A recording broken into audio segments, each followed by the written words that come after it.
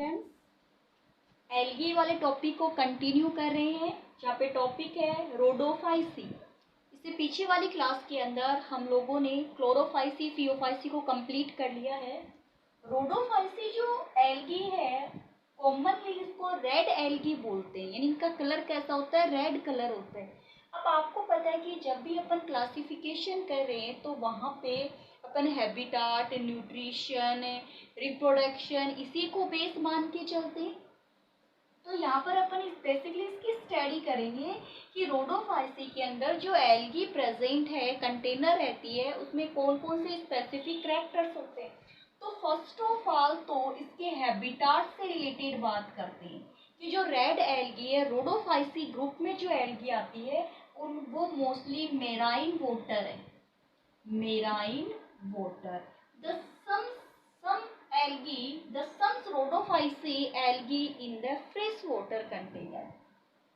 ठीक है, क्लियर हो गई इतनी बात। चलिए बस ये ध्यान रखना, मेराइन वाटर वाली होती है। अब फर्स्ट इसका हैबिटाट क्लियर हो गया। Then they after the pigments, pigments को बेस मानते हैं अपन। तो इसके जो पिगमेंट्स होते हैं क्लोरोफिल, क्लोरोफिल ए तो होगा ही, and the chlorophyll D, chlorophyll A and the chlorophyll D. याद है, with the chlorophyll A and the chlorophyll D, a other pigment present are, क्या नाम है उसका, are phycoerythrin, phycoerythrin provide the red color of the algae. ये present है ना, इसीलिए ही इसको क्या बोलते हैं, रेड एल्गी बोलते हैं। यानी कि आप बता सकते हो 99%, but 1% to present are phycocyanin, phycocyanin to provide the blue colour. बस 1% कुछ में होता है, बाकी तो क्लोरोफिल ए और क्लोरोफिल डी आर फाइकोइरिथ्रिन। अब फाइकोइरिथ्रिन है तो कौन सा कलर आ जाएगा, रेड कलर आ जाएगा। देन आफ्टर न्यूट्रिशन, तो फोटोसिंथेसिस, श्योर है। अब फोटोसिंथेसिस है तो storage of food, storage of food क्या होगा, floridean starch, storage of food floridean starch. Floridine starch is a form of amyloprotein, and the glycogen. Glycogen is the storage food form and amyloprotein storage food form. अब आपसे पूछ ले कि animals में फिर food किस फॉर्म में store होता है, तो होता है ग्लाइकोजन की फॉर्म में। हमारे अंदर भी क्या होता है, ग्लाइकोजन ही होता है। क्लियर हो गई इतनी बात सभी स्टूडेंट्स के। Habitat mostly marine water, pigments chlorophyll A, chlorophyll D, phycoerythrin provide the red colour. Form storage form of food floridean starch. Floridean starch अब क्या है, तो एक ग्लाइकोजन की फॉर्म है, और एक ग्लाइकोजन वगैरह क्या होते हैं, कार्बोहाइड्रेट होते हैं। तो आप डायरेक्ट मान के चलो तो कार्बोहाइड्रेट की फॉर्म में, डिफरेंट फॉर्म में प्रेजेंट है कार्बोहाइड्रेट। जो ये रेड एल्गी है वैसे तो मोस्टली ये जो सी है उसकी गहराई में होती है, डेप्थ में प्रेजेंट होती है, बट कुछ इसके मेंबर्स होंगे, वो मेंबर्स का होंगे सरफेस पर भी होते हैं। तो आप मान लो कि ये सरफेस पे भी प्रेजेंट है, डेप्थ में भी प्रेजेंट है, डार्क एरिया में भी होती है। गहराई में तो क्या होगा, डार्क होगा रीजन, वहाँ पे सनलाइट होगी नहीं, बट सरफेस पे सनलाइट है तो मोर लाइट में भी प्रेजेंट है, और डिम लाइट में भी इसका हैबिटाट होता है। किसका हैबिटाट, रेड एल्गी का हैबिटाट चाहिए। नेक्स्ट अपन बात करते हैं सेल वॉल की। तो cell wall made up of obviously cellulose and pectin, cellulose and pectin, but in the same time outer envelope of calcium carbonate. Calcium carbonate is a hard part of the means एक stony covering, जैसे कि stone होता है जितना hard होता है उतना ही hard क्या होता है, कैल्शियम कार्बोनेट होता है। क्लियर है इतनी बात इसकी, सेल वॉल किसकी बनी, नेक्स्ट अपन बात करते हैं, रिप्रोडक्शन ही लेंगे ना आप, तो रिप्रोडक्शन से रिलेटेड पॉइंट क्लियर करेंगे अपन। रिप्रोडक्शन, इसका रिप्रोडक्शन थोड़ा सा डिफरेंस है। कहाँ डिफरेंस है अभी मैं आपको बता दूंगी। Reproduction are the three types. First is the vegetative reproduction, then the asexual reproduction, and the sexual reproduction. Vegetative by the fragmentation, जैसे उसमें हो रहा था ना फ्रेगमेंटेशन, आपको पता है क्लोरोफाइसी में भी फ्रेगमेंटेशन है, फियोफाइसी में भी फ्रेगमेंटेशन है, तो ऑब्वियसली यहाँ पर भी फ्रेगमेंटेशन है। Asexual reproduction by the spore. अब थोड़े से अपने माइंड को डाइवर्ट कीजिए। एसेक्सुअल रिप्रोडक्शंस क्लोरोफाइसी फियोफाइसी में भी स्पोर ही था, बट वो फ्लेजिला वाले स्पोर थे जिनको जू स्पोरिंग अपन ने बोला था, या अप्लेनो स्पोर होंगे। अप्लेनोस्पोर यानी कि नॉन मोटाइल स्पोर। अप्लेनोस्पोर कौन से होते हैं? नॉन मोटाइल्स होते हैं। और क्लोरोफाइसी और फियोफाइसी के अंदर जू स्पोर थे। क्लियर हो गया? चलिए, sexual reproduction by the gametes, by the gametes. Gametes also non motiles. Gametes भी क्या होंगे? नॉन मोटाइल्स होंगे, बट एक साइज में लार्ज होगा, एक साइज में स्मॉल होगा। तो आप इसको क्या बोल सकते हो? एनाइसोगेमस, है ना, जो डिफरेंट साइज के होते हैं। और कैसे होंगे? नॉन मोटाइल्स होते हैं।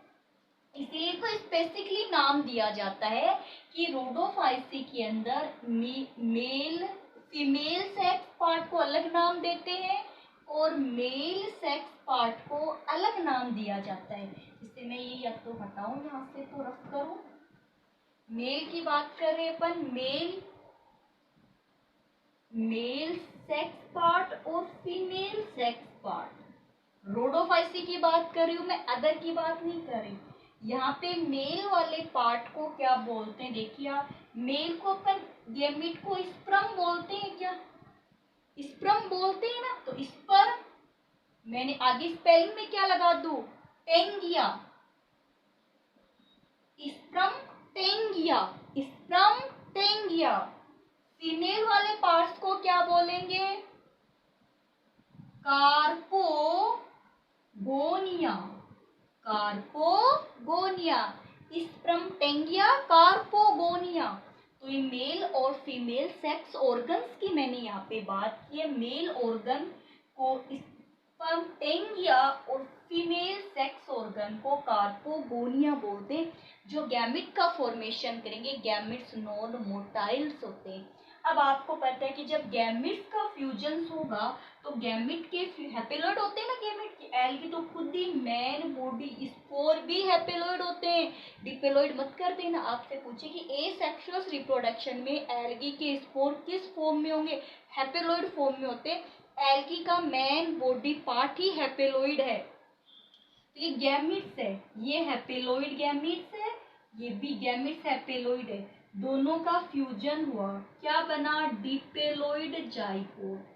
For the sometimes few times, then after the meiosis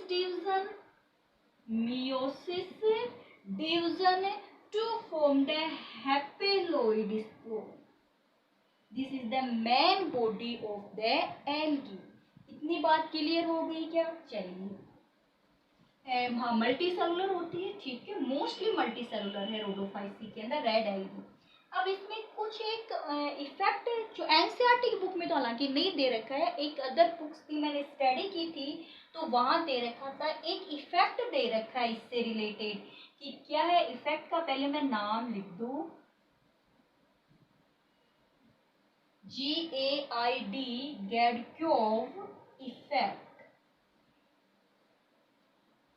गैडक्योव effect. Gaidukov effect इसका मीन्स क्या होता है? देखिए, गैडक्योव का मीन्स ये होता है कि colour of the red algae, colour of the red algae change according in the dip in the sea, कि रेड एल्गी का जो कलर है, रेड एल्गी का जो कलर है वो डेप्थ के अकॉर्डिंग चेंज होता रहता है। डेप्थ के अकॉर्डिंग क्या होता रहता है, चेंज होता रहता है। इसी को क्या बोलते हैं, गेट-ऑफ इफेक्ट बोलते हैं। क्या बोलते हैं, गेट-ऑफ इफेक्ट बोलते हैं। On the surface the appear blue colour, जैसे एग्जांपल सभी में नहीं कुछ में है, जैसे सरफेस पर अगर वो आपको कैसी दिखाई दे रही है, ब्लू दिखाई दे रही है, तो जैसे जैसे वो डेप्थ में जाएगी यानी गहराई में जाएगी, इसका कलर चेंज होता जाएगा और कलर कैसा आ जाएगा, रेड आ जाएगा। तो गहराई में कैसे दिखाई देगी, रेड कलर में दिखाई देगी।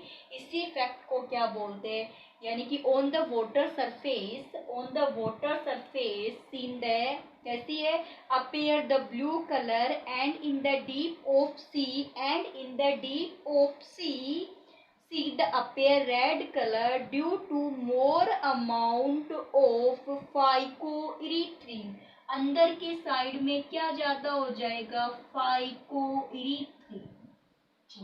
क्लियर हो गया, कोई दिक्कत नहीं यहाँ तक आपको। बाय द वे जैसे आप कंपटीशन की तैयारी कर रहे हो तो वहाँ पूछ ले ये पॉइंट, तब मैंने आपको बता दिया है। हालांकि एनसीईआरटी की बुक में नाम नहीं, बट आप ध्यान में रख लेना क्या प्रॉब्लम दे रही है आपको। इतना देख करना है कि जो रोडोफाइसी है उसका कलर डेप्थ के अकॉर्डिंग चेंज होता है। डेप्थ में रेड होता है, ये ध्यान में रखना, गहराई में रेड होता है। क्लियर हो गया, चलिए फिर अपन बात करते हैं इसके कुछ इम्पोर्टेंस देखते, कुछ एग्जाम्पल्स देखते और उनका फंक्शंस देखेंगे एग्जाम्पल्स का। जैसे देखिए ऐसे वैसे तो इसके बहुत सारे एग्जाम्पल्स होते हैं। अब मैं एग्जाम्पल इसका एक तो ले रही हूँ जिलेडियम। क्या एग्जाम्पल ले रही हूँ, जिलेडियम जो बहुत यूजफुल है एल्गी। ये एक है ग्रेसिलेरिया, ग्रेसिलेरिया, ये दो नाम है। क्या नाम है, जिलेडियम और ग्रेसिलेरिया। जिलेडियम और ग्रेसिलेरिया से एक सब्सटेंस ऑब्टेन किया जाता है जिसका अपन बोलते हैं एगार एगार। ये ध्यान में रखना भाई, एगार एगार, ठीक है। ये किससे ऑब्टेन हो रहा है, जिलेडियम और ग्रेसिलेरिया। अब एगार एगार आपको बताऊं, यानी कि जो एग्जाम्पल आप रोज देखते हो इसका एग्जाम्पल, डेली इसका एग्जाम्पल देखते हो, बट बस आपको मालूम नहीं है। अभी मैं बताऊंगी तो आपको मालूम चल जाएगा। आइसक्रीम, मार्केट से आइसक्रीम लाते हो, वाडीलाल की भी लाते हो, कोन वाली आइसक्रीम भी लाते हो। आप उन आइसक्रीम को डीप फ्रीज में रखते हो, है ना। अपन देखते हैं ना कि अपन आइसक्रीम लेके आ रहे हैं तो जो शॉप वाला होता है उस आइसक्रीम 10-15 दिन तक कहाँ रखे हुए, फ्रीज में रखे हुए। कभी उसकी आइस बनती है क्या, सॉलिड फॉर्म बनती है क्या। हमारे घर का जो वाटर है, आपको एग्जाम्पल दो, चलिए हमारे घर की बात को, अपन जो मिल्क अपने घर पे जो दूध होता है, मिल्क होता है, उसके अंदर अपन शुगर डाल करके फ्रीजर में रख देते हैं, ठीक है। आप ये मान लीजिए 12 ओवर, मान 10 ओवर, कुछ समय के बाद में बिल्कुल सॉलिड हो जाती है, होती है ना। यानी कि चम्मच से उसको तोड़ना चाहेंगे तो वो टूटेगी भी नहीं अगर अपन उसको टाइमली फ्रीजर से बाहर नहीं निकाले तो। आप मार्केट से आइसक्रीम लेके आते हो, वो कभी सॉलिड नहीं होती है, चाहे आप उसको 2 दिन 4 दिन 10 दिन 15 दिन कितने भी फ्रिज में रख लो। अब आप मार्केट से लेके आ रहे हो तो वो कोई फ्रेश आइसक्रीम थोड़ी ना थी, पता नहीं कब की बनाई हुई आइसक्रीम, तो महीने महीने भर की रखते हैं वो तो, लेकिन फिर भी वो सॉलिड फॉर्म में नहीं होती। क्यों नहीं होती, आइसक्रीम के अंदर क्या डाला जाता है, एगार एगार डाला जाता है। एगार एगार किससे बना है, जिलेडियम और ग्रेसिलेरिया नाम की दो एल्गी इसका फॉर्मेशन करती है। तो अपन एल्गी खा रहे हैं, किसको, सेवाल को बोलते हैं ना। आइसक्रीम बना रहे हो, ठीक है, जिससे कोई जेली सब्सटेंस अपन बनाते हैं इसमें। और मोस्टली एगार एगार का जो यूज होता है वो लेबोरेटरी में किया जाता है, कल्चर मीडिया, ठीक है। क्या करने के लिए, कल्चर मीडिया तैयार करने के लिए। कल्चर मीडिया एक ऐसा मीडिया होता है जिसमें वो सभी न्यूट्रिएंट प्रेजेंट होते हैं जो एक सेल की ग्रोथ के लिए जरूरी है। जैसे मान लीजिए अपनी सेल है, अपनी सेल के लिए प्रोटीन, कार्बोहाइड्रेट, विटामिन, फैट सभी चाहिए ना, तो वो सभी न्यूट्रिएंट उस मीडियम में होंगे। जैसे ये मान लीजिए ये एक प्लेट ले ली, इस प्लेट के अंदर वो सभी न्यूट्रिएंट प्रेजेंट है, सभी न्यूट्रिएंट प्रेजेंट है जो एक सेल की ग्रोथ के लिए जरूरी है। उसको अपन बोलते हैं कल्चर मीडिया बोलते हैं। तो कल्चर मीडिया में क्या डालते हैं, अगार अगार डालते, क्यों, इसको स्टेबल बनाए रखने के लिए ना, ताकि इसकी जेली की फॉर्म हो जाए, लिक्विड फॉर्म में ना बना रहे। तो जिलेडियम और ग्रेसिलेरिया का यूज अगार अगार बनाने में करते हैं, जिसका कल्चर मीडिया में यूज किया जाता है। आइसक्रीम, जेली, इस टाइप के प्रोडक्ट बनाने में जिसका यूज किया जाता है। जैसे एक एल्गी का नाम है, रेड एल्गी की बात कर रही हूँ मैं, पोरफायरा। क्या नाम है, पोरफायरा। इसको इडेबल है, यानी फूड की फॉर्म में यूज में लेते हैं। डायरेक्ट लोग इसको खाते हैं, किसको, पोरफायरा को डायरेक्ट खाया जाता है। तो कुछ ये एग्जाम्पल्स थे जो किसके अंदर काम में आते हैं, एल्गी के प्रोडक्ट की फॉर्म में यूज में लिए जाते हैं। जैसे मैंने पीछे भी आपको एक तो क्लोरेला एल्गी के बारे में बताया था, जिसको स्पेस ट्रेवलिंग के लिए काम में लिया जा रहा था। एक मैंने फ्यूकस की बात की थी, लेमिनेरिया की बात की थी, जिसके अंदर आयोडीन की अमाउंट ज़्यादा थी ना। ये कुछ एक एग्जांपल्स है। जैसे देखिए, एक क्लोरेला जो एल्गी है वो सिंगल सेल्स है, यूनिसेलुलर, जिसमें प्रोटीन की अमाउंट ज़्यादा होती है। इसी के साथ साथ में एक स्प्रूलाइना स्प्रूलाइना वो भी यूनिसेलुलर है। स्प्रूलाइना ये भी एक, यानी क्लोरेला और स्प्रूलाइना रोडोफाइसी के पार्ट नहीं है, जिससे हट गई हूँ मैं पार्ट, से सभी को एक साथ बता रही हूँ मैं, क्योंकि क्लोरेला स्प्रूलाइना तो किसके पार्ट थे, क्लोरोफाइसी के थे ना। तो ये जो दोनों एल्गी होती है कौन कौन सी, ये चलिए यहाँ से हटा दूंगी, वरना तुम लोग इसी में एग्जाम्पल समझ लोगे। इसके एग्जाम्पल तो मैंने केवल 3 ही बताए हैं आपको, कौन कौन से, जिलेडियम, ग्रेसिलेरिया, और एक कौन सा एग्जाम्पल दिया था, पोरफायरा वाला, बस इतने ही एग्जाम्पल दिए। अब मैं मिक्स एल्गी की बात कर रही हूँ, जिसमें देखिए एक तो क्लोरेला, ये इम्पोर्टेंट है भाई, है ना, और क्लोरेला के साथ में स्पाइरुलिना, ये दोनों यूनिसेलुलर है। वैसे क्लेमाइडोमोनास भी है, लेकिन वो यहाँ यूज में नहीं आ रहा। इन दोनों में ही प्रोटीन की अमाउंट ज्यादा है, इसीलिए सिंगल सेल प्रोटीन है। अब से पूछ लेना कि सिंगल सेल प्रोटीन, तो सिंगल सेल प्रोटीन कंटेनर कौन हो रही, क्लोरेला और स्पाइरुलिना है, इनको सिंगल सेल प्रोटीन के लिए यूज में लिया जाता है। क्लोरेला ये आपको पता है स्पेस ट्रेवल वाली होती है, इसको स्पेस में सबसे पहले इसी को भेजा गया था, ये चेक करने के लिए कि स्पेस में लाइफ पॉसिबल है क्या, ग्रोथ हो सकती है क्या। तो देखिए आज वाली जो हमारी क्लास है, इसके अंदर अपने थेलोफाइटा को कंप्लीट कर लिया है। नेक्स्ट है प्लांट किंगडम का सेकंड फाइलम ब्रायोफाइटा की अपन स्टडी करेंगे। तो देखिए सभी स्टूडेंट्स रेगुलर वीडियो को आप देखोगे तभी बेटा आपके समझ में आएगा, वरना अचानक आप किसी एक वीडियो को खोल के देखोगे तो समझ में नहीं आएगा। आप स्टेप बाय स्टेप चलो, first video, second, third, fourth, fifth, देखो स्टेप बाय स्टेप चलोगे तो बात समझ में आएगी।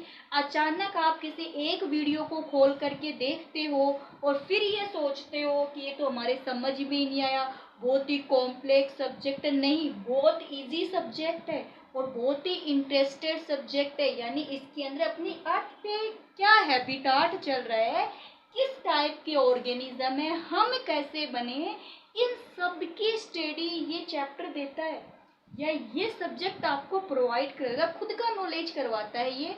तो बट शर्त यही है बेटा, कंडीशन ये कि आपको स्टेप बाय स्टेप स्टडी करनी होगी। अचानक आप अगर ये सोचो कि एक वीडियो से आपके सब कुछ समझ में आ जाए, नहीं आएगा।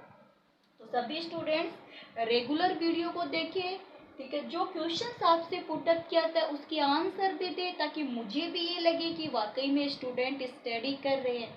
वरना मैं भी ये सोचती हूँ कि इनके लिए वीडियो बनाते हैं, अपलोड करते हैं, एक हेडेक रहता है एक टाइप का, बच्चे रेस्पॉन्स नहीं दे रहे, तो फिर टीचर का भी इंटरेस्ट नहीं होता है ऑनलाइन से। जब आगे से आप लोग इंटरेस्ट लोगे ना, तब टीचर इंटरेस्ट लेगा, उसको भी लगे नहीं वाकई में मैं अगर इनके लिए कुछ कर रहा हूँ, वीडियो बना रहा हूँ, अपलोड कर रहा हूँ, टाइम वेस्ट कर रहा हूँ, तो बच्चे इंटरेस्ट ले रहे हैं। अब बच्चे नेगलेक्ट है, माइनस पॉइंट में जा रहे हैं, तो फिर टीचर भी माइनस पॉइंट में जाने लगता है, उसको भी वो भी सोचता है बच्चे स्टडी तो कर नहीं रहे, आज ही तो कल भेज देंगे, तो फिर वो रेगुलर नहीं भेजता आपको वीडियो। तो यही वजह है कि आपको रेगुलर वीडियो नहीं भेजे जाते। क्यों? आप पीछे वाले देखते ही नहीं हो। जब तक आप पीछे वाले वीडियो नहीं देखोगे तो टीचर सोचे जब पीछे वाला ही नहीं देखा तो आज भेजने का क्या फ़ायदा है। तो इसीलिए आप अगर टाइम के पंक्चुअल रहोगे तभी टीचर टाइम के पंक्चुअल्स रहेंगे आपके लिए। तो सभी स्टूडेंट्स रेगुलर अपनी स्टडी करें। हाँ, रोडोफाइसी का एक और बता दूं मैं। रोडोफाइसी को एशियंट एल्गी बोलते हैं। क्या बोलते हैं? एशियंट एल्गी बोला जाता है। क्लियर हो गई ये बात? चलिए अब मेरा आज का जो क्वेश्चन है वो सुनिएगा। क्वेश्चन ये है कि जिलेडियम या ग्रेसिलेरिया एल्गी से कौन से सब्सटेंस को ऑब्टेन किया जाता है, उस सब्सटेंस का आपको नाम बताना है। आज क्लास ऑफ हो रही है, कल हम ब्रायोफाइटा की स्टडी करेंगे।